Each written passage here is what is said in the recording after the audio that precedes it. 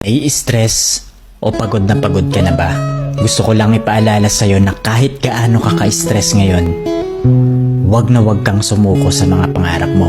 Kailangan mong tandaan parati na magtiwala ka sa progress na nangyayari sa buhay mo. Kahit alam ko na minsan sobrang hirap at sobrang nakakapagod na din talaga.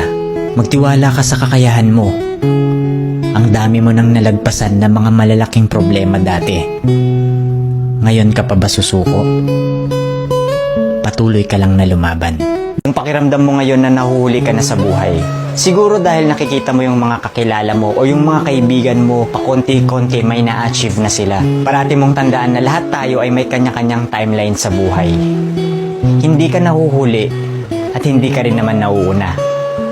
Kung nasaan ka man ngayon sa buhay mo, yan ang lesson at experience na kailangan mong pagdaanan ngayon. Lahat tayo ay may sariling kwento sa buhay na makaka-inspire ng ibang tao. Sarili mong kwento yan.